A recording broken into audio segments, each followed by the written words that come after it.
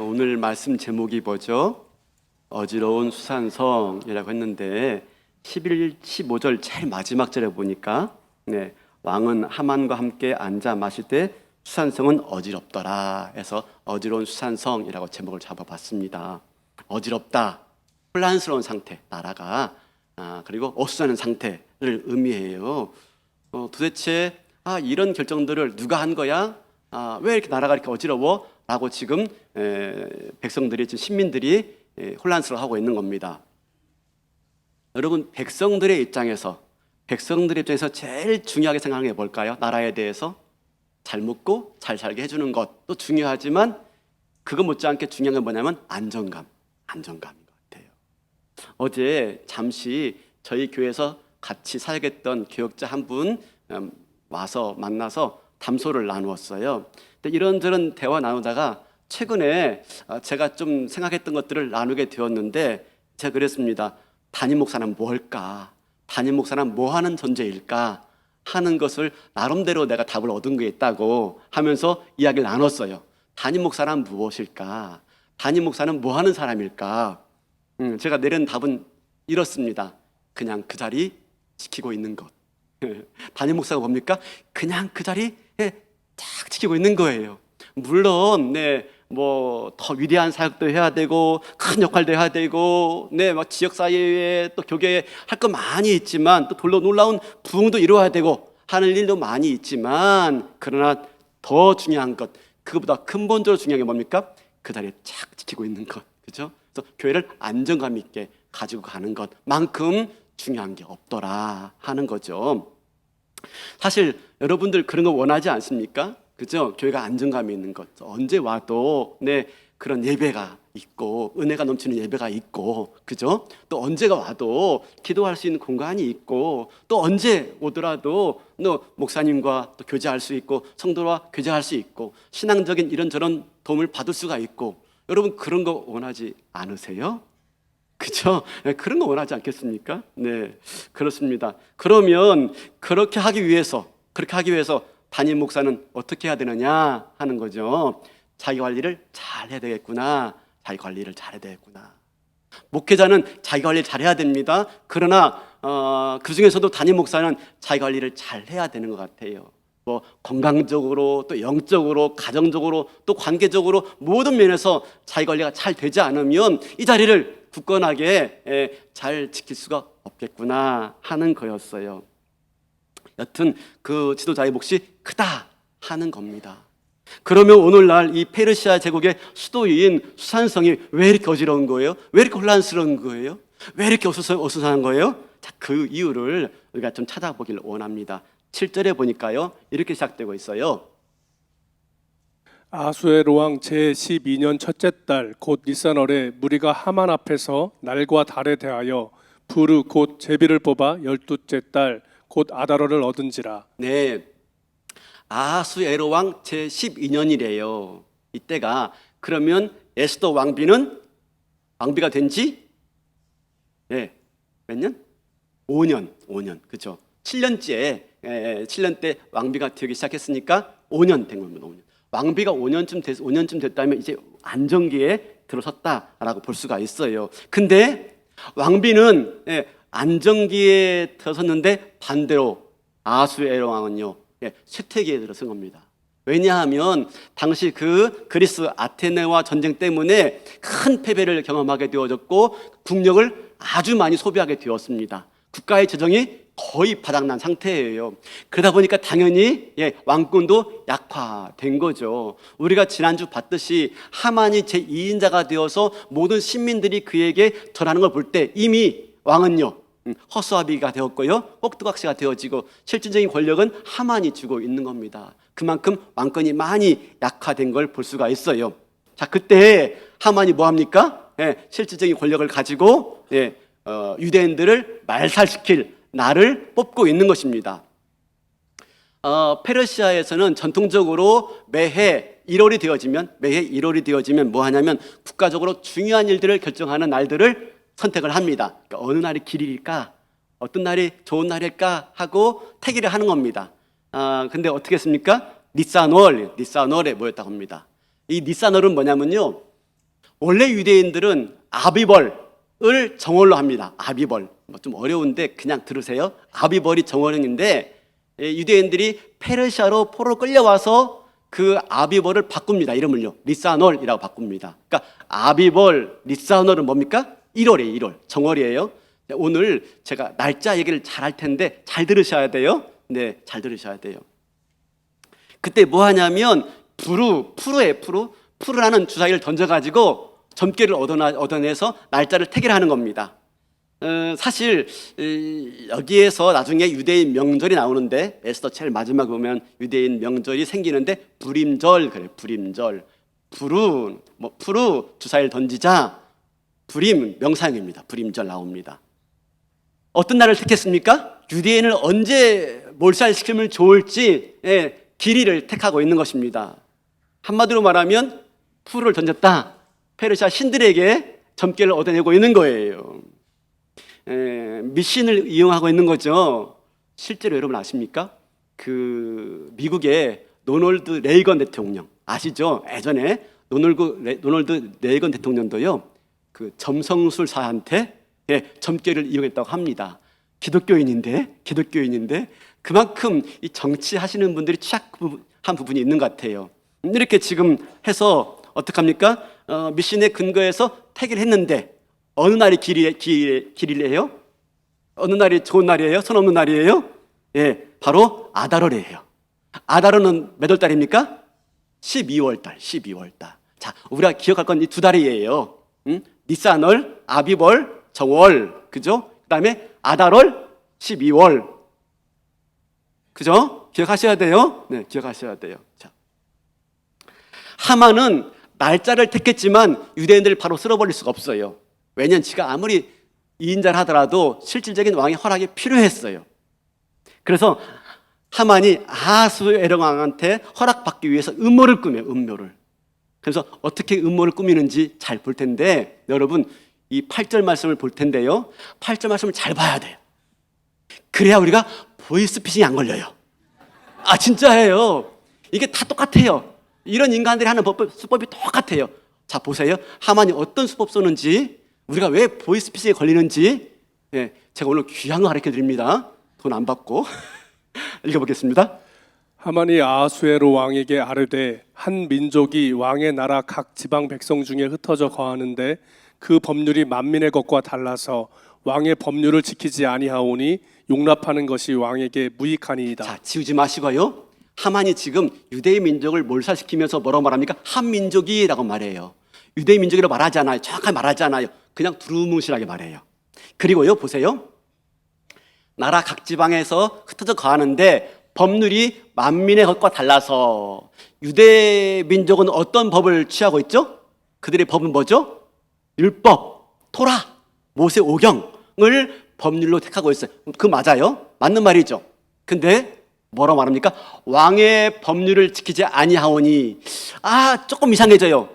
과연 유대인들이 왕의 법률을 지키지 않았어요? 그죠? 예, 모르드게도 분명히 왕의 신하로서 그죠? 왕을 위해서 충성스럽게 봉사하는데 과연 왕의 법률을 지키지 않았을까? 자, 그 다음 보세요. 용납하는 것이 왕에게 무익하나이다. 여러분, 모르드게가 왕한테 유익한 존재였어요? 무익한 존재였어요? 모르세요? 지난주에 봤잖아요.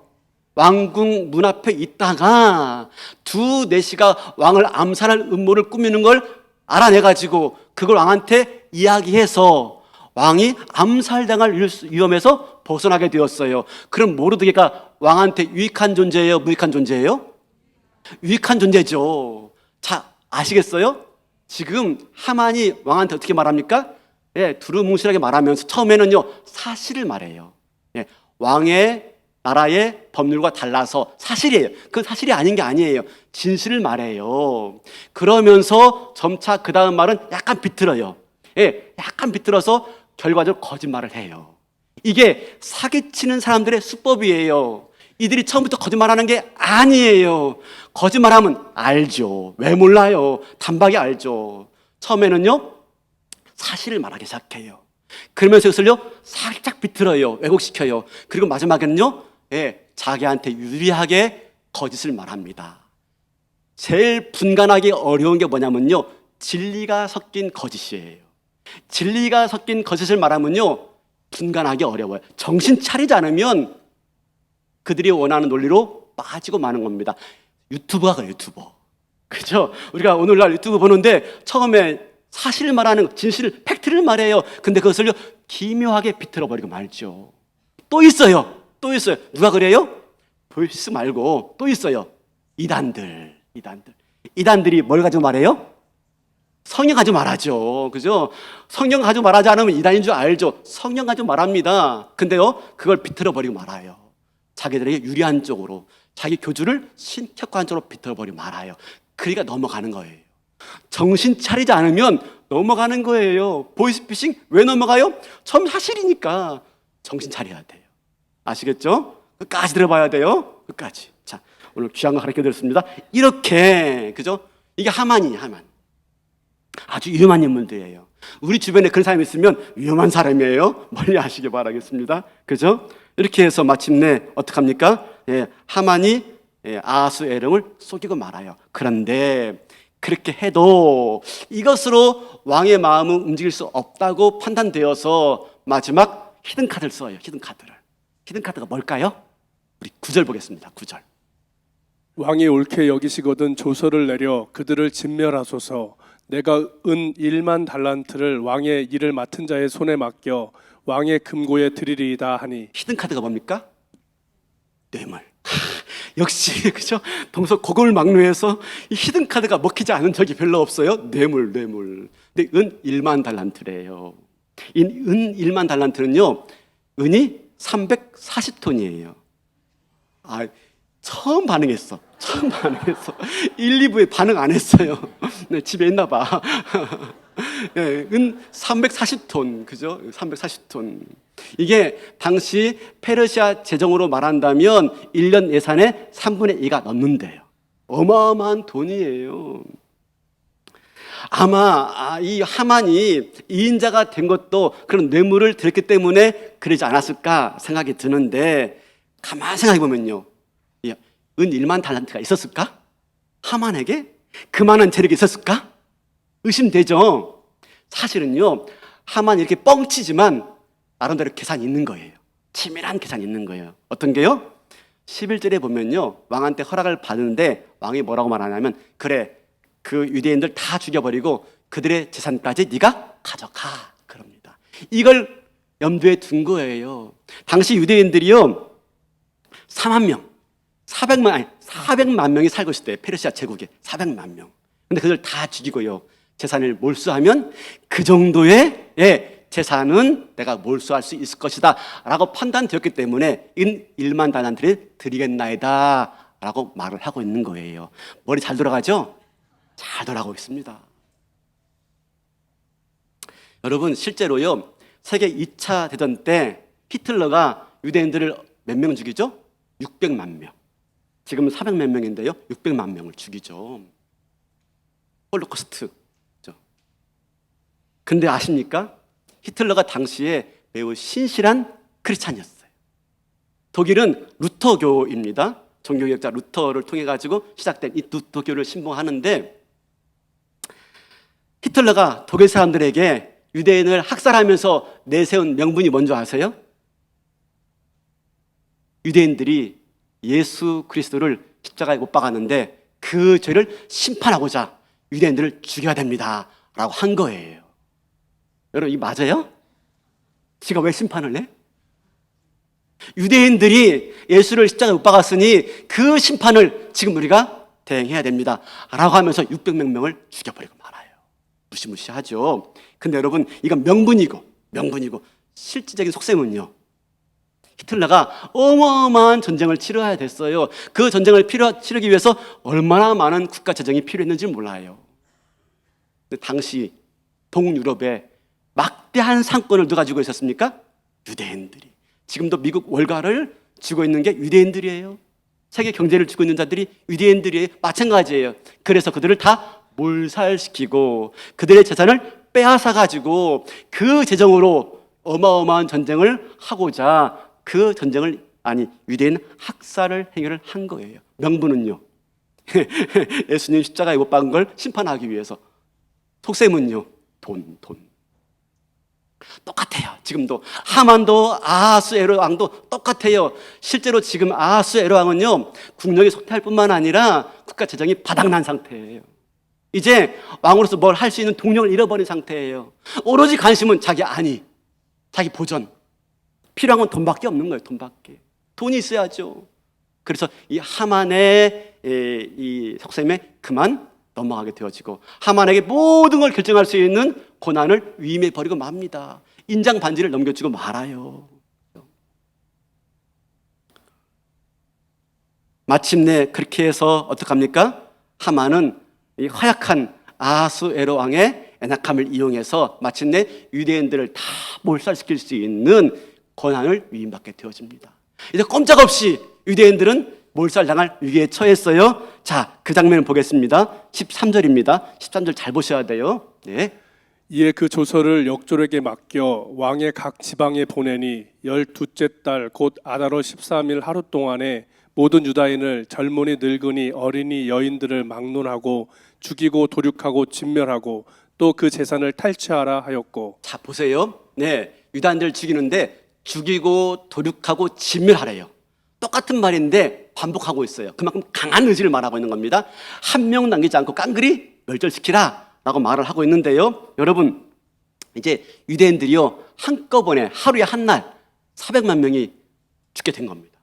풍전등화에 처하게 된 거죠. 유대인들이 왜 이런 위기에 처하게 되었죠? 도대체 이런 문제가 어디서 발생한 거예요? 그 원인이 뭐예요?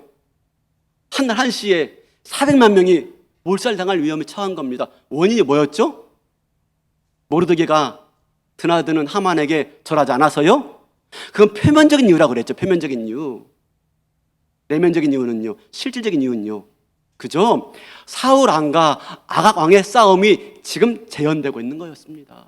사울 왕의 후손이었던 모르드게와 아각 왕 아말렉의 아각 왕의 후손인 하만이 해묵은 그렇죠? 뿌리 깊은 이 원한 관계가 지금 재현되고 있는 것인데요. 잘 보세요. 13절 다시 보여주시면요. 자, 아달월 13일 하루 동안에 모든 유다인을 젊은이, 늙은이, 어린이, 여인들을 막론하고 죽이고 도륙하고 진멸하고 또 그 재산을 탈취하라. 이 말이요. 똑같이 반복되어지는 현장이 있어요. 어디예요? 사울 왕과 아말렉과의 싸움 때예요. 사무엘상 15장 2절 3절입니다. 만군의 여호와께서 이같이 말씀하시기를 아말렉이 이스라엘에게 행한 일 곧 애굽에서 나올 때에 길에서 대적한 일로 내가 그들을 벌하노니. 지금 지금 하나님께서요 사무엘 통해서 사울 왕에게 아말렉을 진멸하라 라고 말하면서 이제 말씀하시는 거예요. 3절 지금 가서 아말렉을 쳐서 그들의 모든 소유를 남기지 말고 진멸하되 남과 여와 소아와 젖먹는 아이와 우양과 낙타와 나귀를 죽여라. 아까 앞에서는요 젊은이 아이들 여인네 할 것 없이 다 죽여라. 똑같은 말이 지금 반복되고 있는데 어떡합니까? 지금은 누구한테 말하고 있습니까? 하만이 유대인들에게.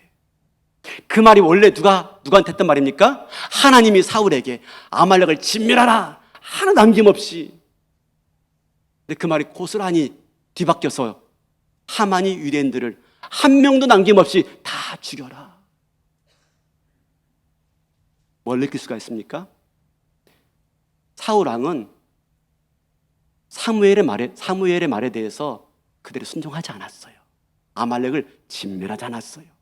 하나도 남김없이 다 진멸하라 그랬는데요. 가장 좋은 것, 귀한 것, 자기 볼 때 좋은 것들은 남겨두었어요. 아강도 살려두었어요. 그 일 때문에 하나님이 사무엘 통해서 사울 왕한테 크게 질책하죠. 왜 그랬냐고, 네가 왜 그랬냐고 말할 때 사울 왕이 뭐라고 말하죠? 제사 드리려고요. 좋은 것 가져와서 하나님께 제사 드리려고요. 그러자 사무엘이 뭐라고 말합니까? 순종이 제사보다 나아. 제사가 중요한 게 아니라 순종이 중요한 거야. 결국 사울 왕의 실패가 뭡니까? 순종하지 않은 거예요. 그 순종하지 않은 대가가, 그 순종하지 않은 결과가 그 다음 세대에 와서 고스란히 반복되어지는데, 이제 누가 누구를 당하고 있습니까? 유대인들이 아말렉인들에게 당하고 있는 거예요. 여러분, 이게 불순종의 대가예요. 불순종의 대가. 우리가 불순종한 걸로 끝나는 문제가 아닙니다. 우리가 불순종했을 때 그 불순종의 대가를 누가 받고 있습니까? 다음 세대가. 순종해야 되는 겁니다. 순종이 얼마나 중요한지 몰라요. 내 생각에는 아니죠. 내 생각에는 이게 나을 것 같아요. 아니, 하나님 말씀에 순종하라 라고 말씀하고 있는 것입니다. 순종하지 않은 대가로 지금 고스란히 오히려 전세가 역전되어서 이제 하만이 유대인들을 그렇게 진멸하고 있는 것입니다. 그런데 여러분, 오늘 보면요, 그 진멸할 날, 몰살시킬 학살의 날을 언제로 정합니까? 불로 던져가지고요. 언제 하죠? 날짜를 12월 13일 보여주시겠습니까? 13절 하시. 자, 13절. 네. 자, 아달월 13일. 12월 13일 날로 택일 받은 거예요. 네, 택일 받은 거예요. 그런데 이 날을 그렇게 몰살의 날, 학살의 날로 정하고 조서를 쓰고 만민에게 공포하기로 결정한 날이 언제예요? 자, 우리 12절 보겠습니다. 12절 읽어볼게요. 첫째 달 13일에 왕의 서기관이 소집되어 하만의 명령을 따라 왕의 대신과 각 지방의 관리와 각 민족의 관원에게 아수에로 왕의 이름으로 조서를 쓰되 곧 각 지방의 문자와 각 민족의 언어로 쓰고 왕의 반지로 인친이라. 그날 언제예요? 정월 13일이에요. 제가 날짜를 잘 보라고 그랬죠? 저 원래 숫자 약합니다. 진짜 약합니다. 우리 성도님들 아십니다. 장로님 다 아십니다. 제가 얼마나 약한지. 근데 제가 이걸 어젯밤에 진짜 열심히 공부했어요. 진짜 공부했어요. 자, 보세요.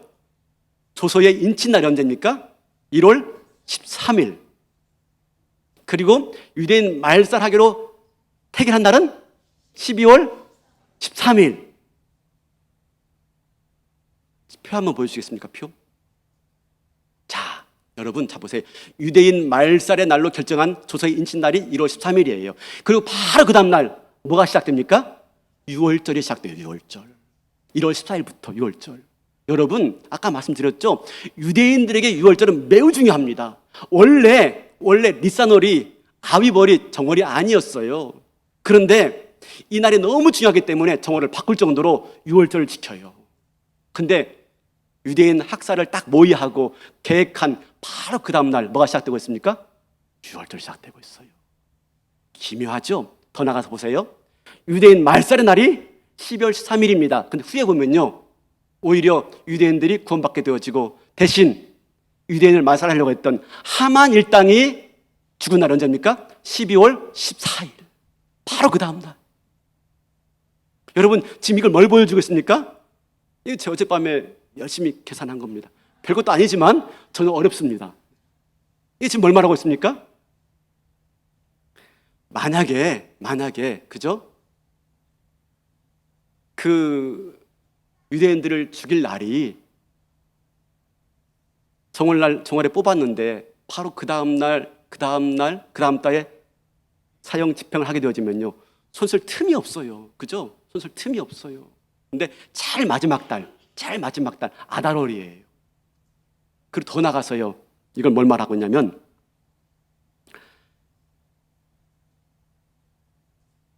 유대인 말살의 날을 결정하고 조서에 인치고 계획합니다.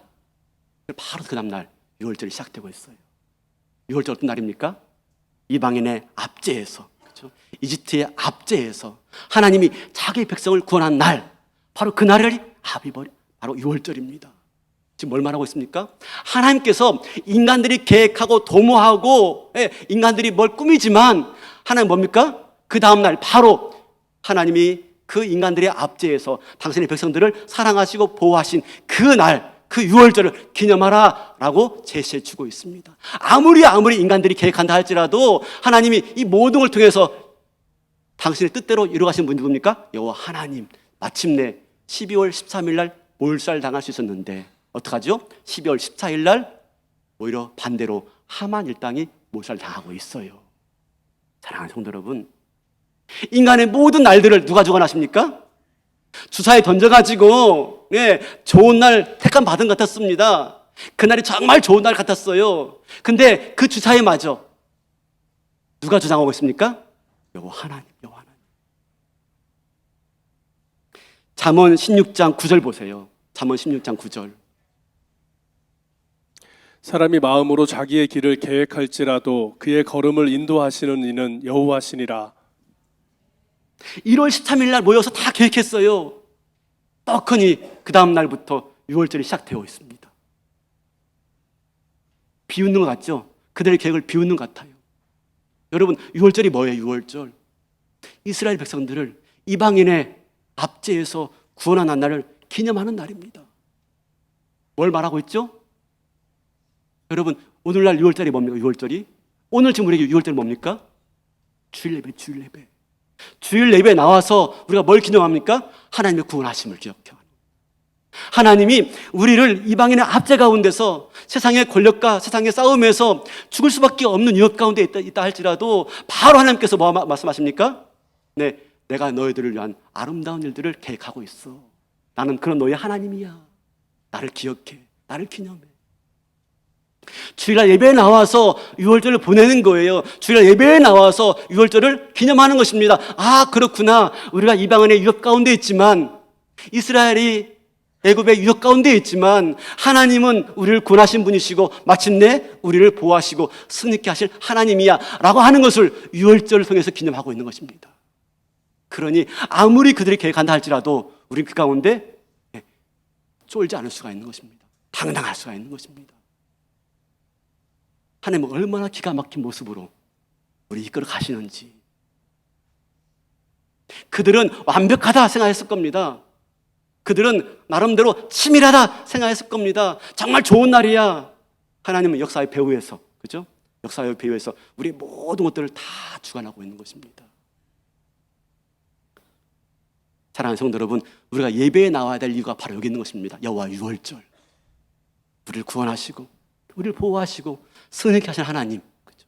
우리가 매번 그분을 기억하고 묵상하지 않으면 오늘 또 우리를 죽이려고 하는 수많은 계획 가운데서 우리는 소망 없이 좌절할 수밖에 없습니다. 우리가 사방으로 우겨선 당하지만, 그래서 우리가 늘 넘어질 수밖에 없고 소망 없이 살 수밖에 없지만 주일날 예배에 나와서 6월절을 기념하는 거예요. 6월절을. 우리를 구원하신 하나님, 나를 위해서 십자가에서 몸소 피 흘려 죽으신 그 아들 예수 그리스도 보내시기까지 우리 사랑하신 그 하나님의 사랑이 오늘 또 나에게 보여주고 있음을 어떡합니까? 예배를 통해서 6월절을, 여호와 6월절을 통해서 내가 다시 기억하고 있는 것입니다. 그러니 우리가 넘어지지 않는 것이죠. 우리가 포기하지 않는 것이죠. 우리가 절망하지 않는 것이죠. 소망으로 다시 일어날 수 있는 힘과 은혜를 여호와의 6월절인 이 예배를 통해서 누리시기를 바랍니다. 예배 가운데서 여호와의 구원하심을 기억하는 겁니다. 하나님 말씀을 통해서 여호와께서 승리케 하심을 기억해야 되는 것입니다. 그것이 우리에게 소망이고 그것이 우리에게 은혜인 줄로 믿습니다. 마침내 이 조서가요, 페르시아 전국 방방곡곡에 붙게 되었습니다. 수산성에도 이 조서가 붙게 되었어요. 그러자 유대인들뿐만 아니라 다른 이방인들도 난리가 났습니다. 유대인들만 그러는 게 아니라 이방인인 우리까지도 그럴 거 아닌가? 혼란스러웠습니다. 그때 아하수에로 왕은요, 하만과 함께 치어스, 그죠? 건배하고 있습니다. 축제의 잔을 들고 있습니다. 그죠? 사랑하는 성도 여러분, 우리가 살아가는 세상이 그렇게 보입니다. 악이 득세하는 것 같습니다. 축배의 잔을 들자. 그들 앞에서 우리는 늘 열세 막 살똥말똥, 죽을 똥말똥, 그죠? 그들 위세에 눌려가지고 세상 권력이 우리를 누르면요, 눌릴 수밖에 없어요. 세상의 파워로 우리를 누르면요, 우리가 숨도 못 쉬고 그렇게 웅크릴 수밖에 없어요. 그러나 아무리 그래도 우리는 세상 사람과 같은 논리로 대응해서는 안 됩니다. 같이 힘으로 맞서서는 안 됩니다. 오히려 여러분, 우리가 분명히 알아야 돼요. 세상이 가지고 있는 힘의 실상이 어떤지, 세상이 가지고 있는 그 권력의 무상함이 어떤지 우리 볼 수 있어야 돼. 그걸 보지 못하면요, 우리가 그 힘 앞에, 그 권력 앞에 무릎을 꿇을 수밖에 없어요. 오늘 말씀을 통해서 그 힘의 실상을 봐야 돼요. 아하수에로 왕 1장에서 잔치를 베풀면서 얼마나 자기를 과시했습니까? 수만 백만 대군을 끌고 그리스 아테네에 침략했지만 점점 소태되어지고 약화되어지고, 오늘 보세요. 2인자. 누가 2인자예요? 하만이 2인자가 아니라 아하수에로 왕이에요. 2인자예요. 하만은요, 자기가 2인자가 돼가지고 모든 걸 다 얻은 것 같았습니다. 나라를 좌우한다 생각했습니다. 근데 그의 권력도 12월 가니까 끝나고 말아요. 화무 11홍입니다. 사랑하는 성도 여러분, 우리가 세상 바라볼 때 무엇이 실세인지, 무엇이 힘인지, 진정한 권력은 어디 있는지 볼 수 있어야 돼요. 잠시 악인들이 득세하는 것처럼 보입니다. 그렇지 않습니다. 우리 잠언 4장 18절 19절 볼까요? 의인의 길은 돋는 햇살 같아서 크게 빛나 한낮의 광명에 이르거니와 악인의 길은 어둠 같아서 그가 걸려 넘어져도 그것이 무엇인지 깨닫지 못하느니라. 우리 다시 한번 18절 19절 다 같이 한번 읽어볼까요? 시작. 의인의 길은 돋는 햇살 같아서 크게 빛나 한낮의 광명에 이르거니와 악인의 길은 어둠 같아서 그가 걸려 넘어져도 그것이 무엇인지 깨닫지 못하느니라. 의인은 지금 비록 보이지 않습니다. 의인은 지금 별 볼일 없어 보이지만 의인은 돋는 햇살 같아서 처음에는 미미합니다. 그죠? 저 수평선에서 미미하죠. 근데 마침내 쑥 올라가지고 온 세상을 빨갛게 물들이지 않습니까? 악인은 망하리로다. 지금 특사는 같지만 마구 말 거예요. 사랑하는 성도 여러분, 그러므로 억울해하지 마십시오. 답답해하지 마십시오. 마침내 하나님이 저와 여러분을 돋는 햇살같이 크게 들어 세우실 줄로 믿습니다. 여러분, 한 가지 명심할 게 있어요. 세상이요, 힘이 없어서 망하는 게 아니에요. 세상의 권력자들이 힘이 없어서 망하는 게 아니에요. 오히려 반대로 힘이 넘쳐서 망해요. 그걸 잘 관리하지 못해서, 그 넘치는 힘을요 잘 관리하지 못해가지고 망한 것뿐입니다. 오히려 우리는요, 힘이 없는 걸 자랑해야 돼. 힘이 없는 것을. 나 약함을 자랑하는 것이죠. 내가 약할 때, 그죠? 오히려 정말 힘 되시고 능력 되시는 하나님께 의지할 수가 있고, 하나님의 능력을 힘입어 살 수 있기 때문에 우린 약함을 자랑해야 돼요. 어제 찾아왔던 그 목사님에게 제가 이렇게 말씀드렸어요. 우리 목사들에게는 한 가지 부침이 있어야 돼. 부침 뭔지 아시죠? 부친 게 부침이 아니라 연약함, 컴플렉스가 있어야 돼. 컴플렉스가 한 가지 그게 연약함이야. 그걸 건드리면 무너질 수밖에 없어. 그게 있어야 돼. 우리 목회자들에게는 모든 걸 다 잘하고 능력 있고 재주 많고 그게 좋은 게 아니야. 약점이 있어야 되고, 그것 때문에 울 수 있어야 돼요. 울 수 있어야. 그래서 그것 때문에 하나님께 나가서 울고, 그것 때문에 의지하고, 그럴 때 하나님의 도우심을 경험하게 되어지고, 바로 그럴 때 비로소 하나님의 능력을 덧입어서 주님의 일을 하게 되어지는 겁니다 라고 말하면서, 목사님에게 있는 부침과 연약함과 컴플렉스, 그게 오히려 하나님의 능력의 통로가 될 줄로 믿습니다 라고 말씀드렸습니다. 사랑하는 성도 여러분, 그러므로 우리는 이 땅 살아갈 때요, 어떻게 살아가야 됩니까? 내 힘과 내 능력 없음을 절망하지 마시고, 세상의 권력과 파워 앞에서 기죽지 마시고, 다윗과 골리앗 보세요. 골리앗 앞에 다윗 아무것도 아닙니다. 갑옷도 없고 투구도 없고 검도 없고 창도 없어요. 물맷돌 3개, 보작가도 없어요. 우리가 그런 신세입니다. 누굴 이겼죠? 다윗이 골리앗을 이겼어요. 다윗은 하나님 나라의 대표 선수였기 때문에 그렇습니다.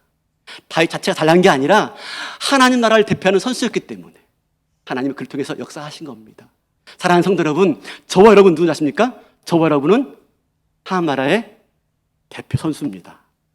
국가대표 아십니까? 국가대표. 여러분, 국가대표를 위해서 나라에서 얼마나 지금 우리나라에 있는 국가대표를 위해서요 재정이 4천억을 준비해서 예산을 사용한대요. 사랑하는 성도 여러분, 우리가 하나님께 순종해서 아말렉을 진멸하라 순종해서 나갈 때 하나님이 저와 여러분을요 국가대표 삼으실 것으로 믿습니다. 다윗처럼 뭘 주신다고요? 힘과 능력을 주시고요 배후 위에서 역사하실 거예요. 그러면 다윗이 골리앗을 이기듯이 저와 여러분을 통해서 하나님께서 하나님의 나라를 이루어 드리게 하시고 주의 영광을 드러내게 하시고 놀라운 승리로 저와 여러분을 우뚝 세우실 줄로 믿습니다. 하나님 나라의 대표 선수 국가대표가 나다 믿으시고요 내가 다윗이야, 내가 국가대표야 하는 믿음 가지시고 오늘 또 하나님 신뢰하시고 역사의 배후에서 도우신 그 주님께 순종함을 통해서 믿음의 길 잘 걸어서 마침내 국가대표로서 나라 유신을 세울 수 있는, 그죠? 이제 곧 아시안 게임 있죠? 게임이 있는데 그것처럼 우리 하나님 나라의 위신을 세워갈 수 있는 하나님 나라의 멋진 대표 선수가 되시기를 주님의 이름으로 축원합니다. 다 일어나시겠습니다.